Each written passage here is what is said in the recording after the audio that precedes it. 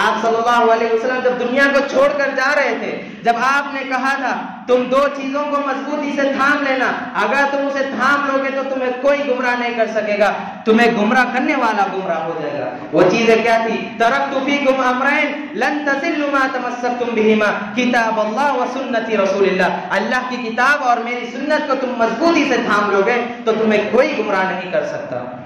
اور آج ہم کہ قرآن اور حدیث آنے کے باوجود بھی فلاں امام نے یہ کہا ہے، فلاں محدث نے یہ کہا ہے، فلاں امام نے یہ کہا ہے، فلاں عالم نے یہ کہا ہے کہتے۔ کبھی ہم نے کہا کہ حدیث میں یہ ہے، فلاں صحابی اس کے راوی ہے، وہ ڈائریکٹ نبی صلی اللہ علیہ وسلم سے سنے ہیں، سمعت رسول اللہ صلی اللہ علیہ وسلم۔ ایسے ہم میں سے کتنے لوگ ہیں جو یہ کہتے ہیں؟ الا ماشاء اللہ لوگ۔ ہمیں چاہیے کہ اللہ اس کے رسول کی اطاعت کرے، کیوں؟ کیونکہ ہمیں جنت میں جانا ہے، جنت میں جانے والے اعمال کرنا ہے تو اللہ اور اس کے رسول کی اطاعت ہمیں کرنی چاہیے۔ ابھی جو یہ مہینہ چل رہا ہے ربیع الاول، اس میں جو بڑی بدعات جو نبی کریم صلی اللہ علیہ وسلم کے نام سے کی جاتی ہے، اس کا وجود کب سے آیا؟ اس کا وجود 330 میں 332 ہجری میں، نبی صلی اللہ علیہ وسلم کے وفات کے بعد 332 ہجری میں اسے فاطمی سلطنت کا سلطان جو پہلا بادشاہ تھا اس نے ایجاد کیا تھا یہ بدعت کو، اور اللہ کے مخلص بندے نے 465 ہجری میں اسے بدعت کو ختم کر دیا تھا، جڑ سے اسے ختم کر دیا تھا۔ لیکن پھر بعد میں 630 ہجری میں مظفر الدین نامی شخص نے، یہ ملعون نے پھر سے اس بدعات کو ایجاد کیا، اور یہ تو اتنا آگے بڑھ گیا تھا، یہ محفلیں سجاتا تھا اور ناچنے گانے والوں کو بلا کر نبی کی میلاد مناتا تھا، لیکن ناچنے گانے والوں کو بلا کر نچواتا تھا اور گانے گاتا تھا، گلیوں کو محفلوں کو سجایا کرتا تھا، لیکن پھر اسے ختم کر دی گئی تھی۔ آپ میں سے یہاں پر بزرگ شاہد ہے اس بات کی، آج کے 30 یا 40 سال پہلے بھی 12 ربیع الاول کا نام 12 فات کہا جاتا تھا۔ آپ یہاں پر بیٹھے بزرگ اس بات کے شاہد ہے کہ اس سے پہلے 12 فات کے نام سے اس دن کو جانا جاتا تھا، لیکن آج 12 ربیع الاول میلاد النبی کے طور پر عید کا دن، یعنی نبی کریم صلی اللہ علیہ وسلم کے وفات کے دن کو عید کا دن یعنی پیدائش کا دن تصور کر دیا گیا۔ اگر تاریخ اٹھا کر دیکھیں گے تو 8 ربیع الاول کے دن نبی کریم صلی اللہ علیہ وسلم ام المومنین حضرت میمونہ رضی اللہ عنہا کے گھر پر تھے، اور وہاں پر آپ کی طبیعت خراب ہوئی، اور یہاں اتنی طبیعت خراب ہو گئی تھی کہ آپ کو اٹھ کر چلنا نہیں آ رہا تھا، تو آپ نے 2 صحابی، اور وہ تو بھی آپ کے چچا زاد بھائی تھے، ایک علی رضی اللہ عنہ جو داماد بھی، اور ابن عباس رضی اللہ عنہ کے بیٹے، دونوں کے کھاندے پر ہاتھ ڈال کر آپ چلے، وہ بھی چلنا نہیں آ رہا تھا آپ کو۔ آپ گئے مسجد نبوی اور جا کر نماز پڑھائی ابو بکر کو، ابو بکر رضی اللہ عنہ نے مختلف پورے صحابہ کو نماز پڑھائی، اور اس کے بعد سے مسلسل یہ 8 ربیع الاول جمعرات کا دن تھا، 8، 9 اور 10، 11 آپ مسلسل مرض الموت میں تھے، اور جب 12 ربیع الاول آ گئی تو آپ صلی اللہ علیہ وسلم کے پاس حضرت فاطمہ رضی اللہ عنہ آتی ہے اور آ کر کہتے کہ ہائے میرے بابا کی تکلیف، رو پڑتی ہے، تو اللہ کے نبی صلی اللہ علیہ وسلم انہیں خوشخبری دیتے ہیں کہ اے فاطمہ تم مجھ سے آ کر سب سے پہلے ملو گی۔ اور اس کے بعد جبریل علیہ السلام اجازت لے کر آتے ہیں حضرت عائشہ کے حجرے میں اور کہتے ہیں کہ اللہ کے رسول صلی اللہ علیہ وسلم اگر آپ اجازت دیں تو ملک الموت باہر کھڑے ہوئے ہیں، وہ آ کر آپ کی روح قبض کرنا چاہتے ہیں۔ تاریخ اٹھا کر دیکھیں گے تو ہمیں سمجھ آئے گا، 8 تاریخ، 9 اور 10، 11 کو آپ مرض الموت میں تھے، اور 12 تاریخ کو آپ کی روح قبض ہو گئی تھی، جبریل آ کر آپ کی روح قبض کیے تھے۔ تاریخ اٹھا کر دیکھیں گے تو سمجھ آئے گا کہ کب نبی کی ولادت تھی اور کب آپ کا وفات کا دن تھا۔ اور جیسے ہی آپ کی روح قبض ہوئی، ابو بکر کسی ایک گاؤں میں تھے، جیسے ان کو اطلاع ملی وہ آئے اور آ کر نبی کریم صلی اللہ علیہ وسلم کے چہرے مبارک سے کپڑا ہٹا کر آپ کو بوسہ دیا اور کہا کہ آپ جب تک باحیات تھے آپ پاک تھے، اور جب آپ اس دنیا کو الوداع کہہ کر چلے گئے آج بھی آپ پاک ہے۔ اس سے پہلے کہ عمر باہر یہ اعلان کر دیا اپنی تلوار نکال کر، جو شخص یہ کہے گا کہ نبی کریم صلی اللہ علیہ وسلم اس دنیا سے چلے گئے یعنی وفات پا گئے، تو اس کی گردن ہوگی میری تلوار ہوگی۔ کیا آپ کو ہی ہے محبت؟ صحابہ کو محبت نہیں تھی؟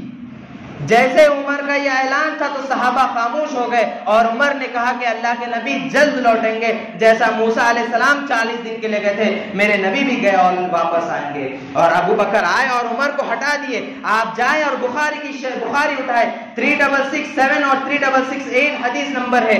آپ جا کر اس میں پڑھیں گے تو ابو بکر کا بیان آپ کو ملے گا. ابو بکر آئے اور آ کر عمر کو ہٹا دیے بازو اور خطبہ مسنونہ پڑھا اور یہی سورہ زمر کی افَإِن مِتَّ فَهُمُ الْخَالِدُونَ آپ نے کہا کہ اے نبی، اللہ نے جو آیت نازل کی تھی کہ اے نبی آپ بھی مرنے والے اور یہ بھی بننے والے ہیں، اور سورہ آل عمران کی آیت کہ اے نبی صلی اللہ علیہ وسلم کہ آپ ہمیشہ کے لیے زندہ رہیں گے، آپ سے پہلے جتنے رسول آئے وہ بھی انتقال کر گئے اور آپ کو بھی انتقال کرنا ہے، آپ بھی مرنے والے ہیں، اور جو آپ کے پیچھے یہ لوگ ہیں کیا یہ ہمیشہ زندہ رہیں گے؟ یہ بھی مرنے والے ہیں.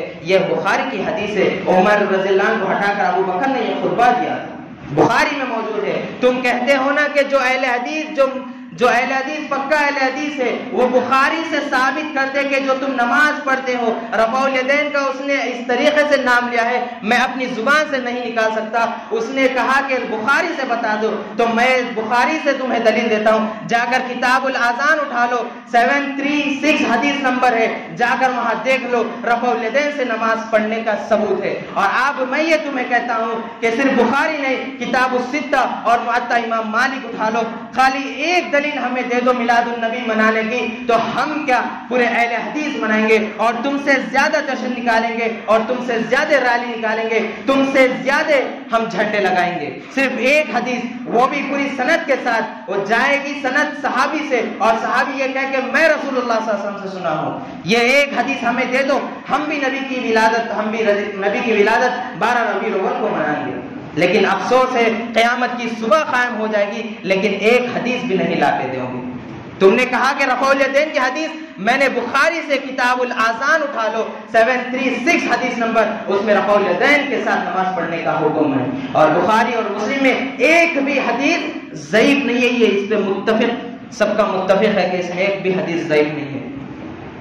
اور یہ لوگ نعرے لگاتے، ایک تو ظالم یہ نعرہ لگایا ہے، ایک ظالم نے یہ نعرہ لگایا ہے، نثار پہ تیری چہل پہل، ہزاروں عید ربیع الاول، تمام جہان میں سوائے ابلیس کے سبھی عید خوشیاں منا رہے ہیں. ابو بکر کا یہ خطبے کے بارے میں تمہارا کیا علم ہے جو بخاری میں موجود ہے؟ ابو بکر کو تم نے ابلیس سے مشابہت کر دی، عمر فاروق کو تم نے ابلیس سے مشابہت کر دی، اما عائشہ کو تم نے ابلیس سے مشابہت کر دی، فاطمہ رضی اللہ عنہ جو صحابہ موجود تھے کیا وہ ابلیس سے؟ نعوذ باللہ. تم نے یہ نعرے سے تم نے یہ ثابت کر دیا کہ تم کتنے پانی میں ہو یا کتنے آگ میں ہو. اللہ کی قسم نبی سے ثابت نہیں ہے کہ یہ میلاد وغیرہ منانا اور جو کچھ بدعات کے نام سے آج کی جاتی ہے، چاہے محرم کے اندر تعزیے کے طور پر ہو یا رجب میں کنڈے ہو یا پھر شعبان کے دن 15 شعبان کو ہو یا پھر یہ میلاد النبی صلی اللہ علیہ وسلم جو تم مناتے ہو، یہ کیوں نہ ہو. اما عائشہ کہتی ہیں نبی کریم صلی اللہ علیہ وسلم اپنے ہر خطبے میں کہا کرتے تھے اما بعد فإن أصدق الحديث كتاب الله وخير الهدي هدي محمد صلی اللہ علیہ وسلم. سب سے بہترین بات اللہ کی بات اور اس کے بعد میری بات. اور جو شخص فإن خير الحديث كتاب الله فإن خير الهدي هدي محمد صلی اللہ علیہ وسلم وشر الأمور محدثاتها وكل محدثة بدعة وكل بدعة ضلالة وكل ضلالة في النار. جو شخص دین اسلام میں کوئی ایسا بات ایجاد کر دے، جو نیا کام ایجاد کر دے، وہ گمراہی ہے اور گمراہی جہنم میں لے جانے والا عمل ہے. یعنی یہ جو میلاد النبی، محرم میں تعزیے ہو، رجب کے کنڈے ہو، یہ سب جہنم میں لے جانے والے اعمال ہے. اما عائشہ کہتی ہے اللہ کے نبی کی حدیث ہے من احدث فی امرنا هذا ما ليس له منه فهو رد.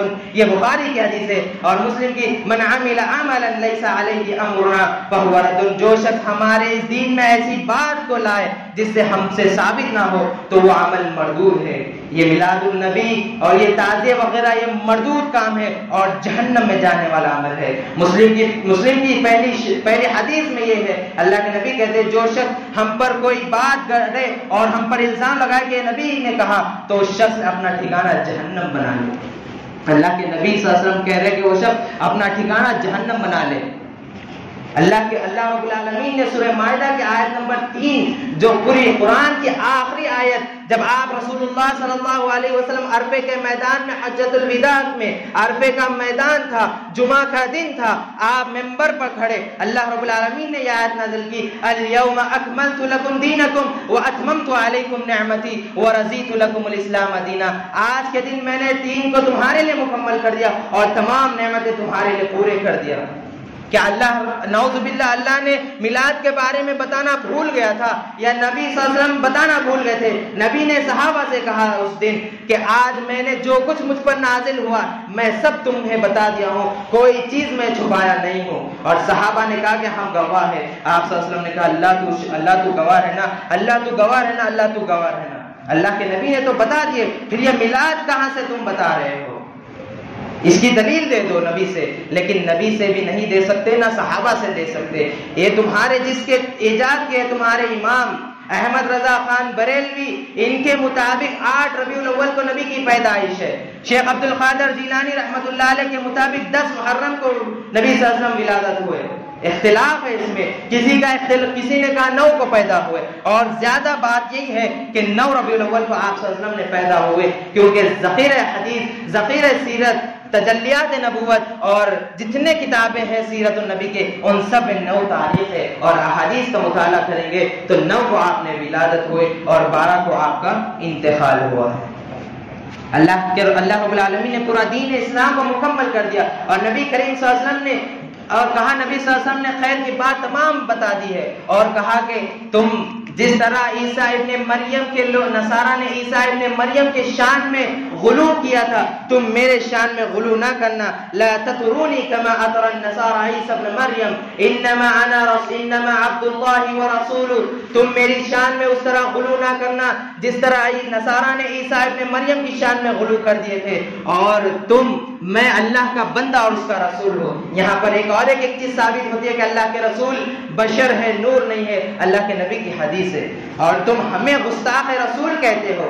تم نکالتے ہو گنبد خضرا کو، تم لے کے جاتے ہو چبوتروں پر ٹھہراتے ہو، کبھی نالوں پر ٹھہراتے ہو، اور تم ہمیں گستاخ رسول کہتے ہو۔ تم گستاخی کرتے ہو اور ہمیں گستاخ رسول کہتے ہو۔ ہم تو پکے اہل حدیث نبی کریم صلی اللہ علیہ وسلم کے سنت کے مطابق عمل کرتے ہیں، اور تم اسی دن جس دن تم 12 ربیع الاول کو تم کہتے ہو کہ اللہ کے ربی صلی اللہ علیہ وسلم کا ولادت ہوئی، آپ صلی اللہ علیہ وسلم کو اللہ نے حکم دیا تم 5 وقت کے نمازی بنو، اور امت کو بھی نمازی بننے کا حکم دو، اور اسی دن تم روڈوں پہ نکل جاتے ہو ریلی نکالتے ہوئے، مسجد میں امام اور مؤذن خالی رہ جاتی ہے، مسجد پوری ویران رہتی ہے، تم روڈوں پہ رہتے ہو۔ وہ نبی کی اگر تمہیں زیادہ محبت ہے تو مسجد میں آؤ اور آ کر نماز پڑھو، جو نبی صلی اللہ علیہ وسلم نے کہا کہ نماز میری آنکھوں کی ٹھنڈک ہے، آ کر نماز کو پڑھو، اور ہمیں تم گستاخی کا لیبل دیتے ہو، ٹائٹل دیتے ہو۔